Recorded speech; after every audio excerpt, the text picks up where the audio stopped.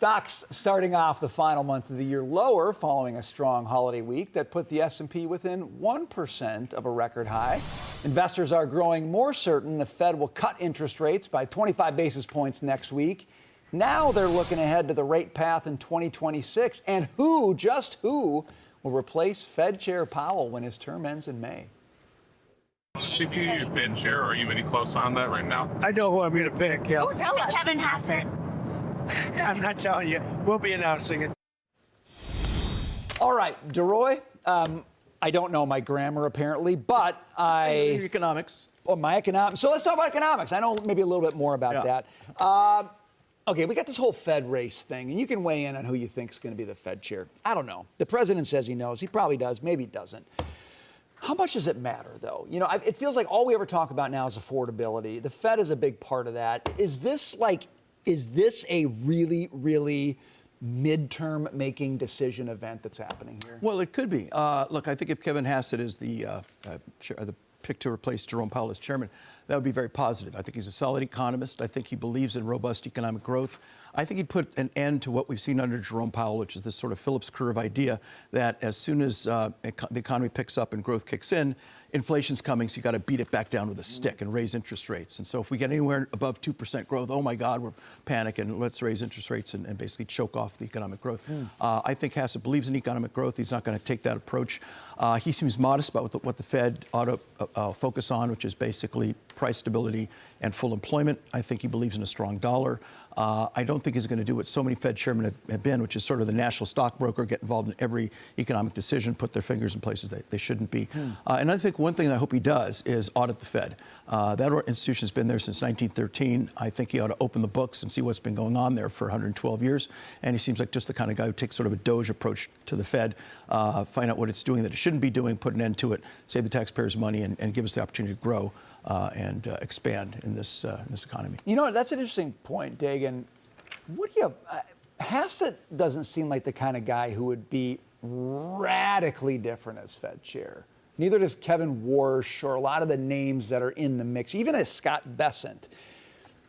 What could the new Fed chair do that would be meaningful in terms of helping to deal with especially the dynamic we've seen over the past few years where too late to deal with inflation. I don't know, maybe too late to deal with the fact that you've got a deteriorating jobs market. What do you want to see out of the next guy? Somebody who communicates a great deal less to the public. Less transparency. That is be inscrutable. Let's go back to Alan Greenspan.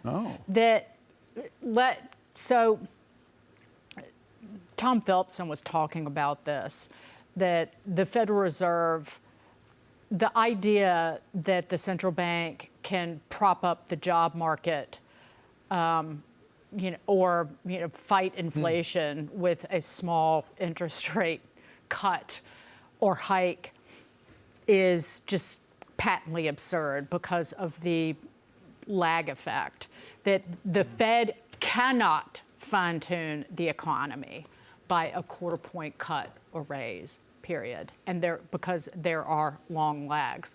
They can manage the balance sheet, and Larry Kudlow has brought this up, so they're going to stop running off the balance sheet, and because of the stress, and I'm not going to get into the nitty-gritty, but because of the stress in kind of borrowing in the financial system, quantitative easing or buying of bonds and even mortgage-backed securities is on the horizon.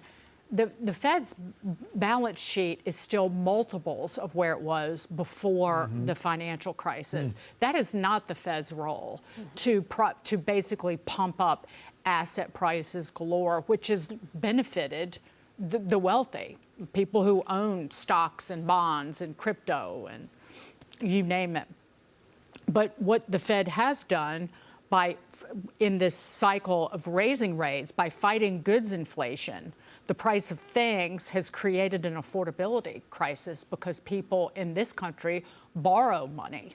They, homes and say auto loans, your credit card debt, those are like front and center in terms of people's own kind of affordability problems. And the Fed has created nothing but a problem. And very obviously, Jay Powell was fixated on politics when he had that, the supersized Kamala cut right before the election last year in September. That was just utter horse manure. So, Taylor, I think, you tell me if I'm wrong, but I think you got a rate cut odds for December of like 83%. Okay, something in there. All right. You tell me what this means, but JP Morgan is saying, look, if the inflation picture improves, you get the December cut, you get a couple more cuts next year, you could be looking at an S&P around 8,000, above 7,500. So that's like a very bullish stock story. Yeah. Do you buy that? I do. Most of the calls I've read, and again, these are experts, take them for what they want, 7,000 by the end of this year, 7,500 or 8,000 by the end of next year. This is an economy that Atlanta Fed GDP just said 3.9%. Now it was 4.2 and 4.1, and yes, it is very volatile. And yes, we will take it for what it's worth just on headline numbers, but that's not a little meager 1 or 2%. That is a booming 3 to 4% economy. And if, we'll quote Larry Kudlow, stocks are the mother's milk of profits. Profits are the mother's milk of stocks. Thank you, Brian. Then stocks go up because companies have more earnings power, juices the bottom line. Stocks are worth more, right? Yeah. Stocks go higher. We've talked a lot about where is the consumer, though, in all of this? Because an equity market that creeps back to record highs sounds great if I happen to check my 401k, but what does that mean for my pocketbook, right? If I'm going to a poll, I'm going to the polling booth for voting booth in my wallet, right? Not on where the S&P 500 is. But, ding, ding, ding. Guess what one of the most downloaded apps was over the weekend? And don't look at my notes. I can't see that far. What is it? Walmart. So this is a consumer. Now, you could say Walmart's a low-end consumer and bringing in six-figure consumers who are coming in. But if Walmart is now one of the most downloaded apps over the weekend, it means at the number 2 spot on Black Friday, people are shopping. So yes, looking for deals, but people are shopping. Other most downloaded apps out there, Shopify, Best Buy. So you have people that are shopping. So if we are a consumer-driven economy, consumers are driving us. So, okay, so Jerry, Kevin Hassett, he might be the Fed guy. He might be the Fed He was guy. out there this weekend saying, guys, 2026 is going to be great. Yeah. And we talk about the beleaguered consumer, but they're downloading Best Buy. That's not because they're buying loaves of bread, by the way. That means they're buying TVs and record players Possibly. and whatever else. Possibly. Maybe, maybe not. Okay, so Jerry, so maybe Jerry. Yeah, exactly. Maybe, Jerry, the consumer is not as worried as we think the consumer is because they see 2026 as a year where the economy grows at 3 to 4%, and you get some job comeback and inflation comes down a little bit. Is that possible? From your lips to God's ear. I hope so. Is that how unlikely it is? I hope we're planning for a big 2026. And we've talked about all of the incentives baked into the tax policy, what's going to happen with folks getting really big, luscious refunds from the government. That's going to be nice, too. But I just want to say one thing about the Fed chief. As a consumer, every time Jay Powell opens his mouth, my 401k gets a little bit smaller. It seems to me stocks trade down whenever he talks. So it's the sooner he goes, then they come back. From my perspective, the better off we are. You want less talk out of Jay Powell. I want less Jay Powell. This is interesting because, DeRoy, I hear a lot of people say they want more transparency out of the Fed. They don't want a black box at the Fed. They're tired of these closed-door meetings where you don't know what happens and everyone walks out and says, we all agree we should not cut rates or whatever. What do you think? I hear what Dagan's saying on the one.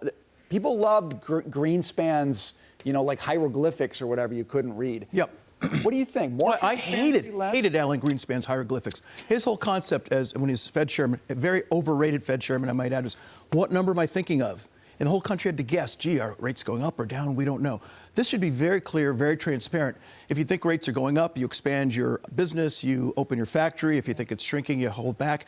Everybody should know what direction they're going and then plan accordingly, not have this national sense of clairvoyance or ESP. We don't know what's happening. So I agree with you when Powell opens his mouth, things go down because he's so negative and dour and all that. Yeah. I think Hassett is more optimistic. I think when he talks, things probably will tend to go up. Yeah. But whether the talk is optimistic or pessimistic, it should be clear, and the Fed should give people a clear direction of where we're going rather than have the entire country engaged in guessing games and not, as a consequence, be able to make any clear decisions. Dagan, what do you think about that? I think you're giving too much faith in the Fed, Brian. Yeah. You think I'm Get him giving out too of the much faith way. in the Fed? Let people get back to work. Who was the guy? What was the name of the character Johnny Carson did when he put the The amazing Karnak. I didn't mean to amazing step on your Karnak? toes. Maybe we need an amazing Karnak. at Yeah, the there you Fed to divine what's going on in the You know who economy. apparently That was great big great, hat. though, at roasting or baking a turkey? Paul Volcker. I read that. question I Austin Goolsbee said that over the weekend, that he was very also competitive at having the best turkey, and his trick was port. I just, in case you're making one over the Christmas holidays, a bottle of port over your turkey, or B&B, it gives it a nice color, because you want to talk about inscrutable and like, you wanted to know something. Well, Paul back Volcker when he- killed inflation. The Fed never used to reveal what the Fed funds rate was. They didn't publish it. You didn't know. But I assume that if Kevin Hassett would be, I don't know if it's going to be Kevin, by the way, if it's Kevin Hassett, that he's going to do a lot of talking. Yeah, I think Because he is good at talking. I think we should know where things are going. You mentioned Paul Volcker. I think it was Paul Volcker. Might have been Arthur Burns, one of the two.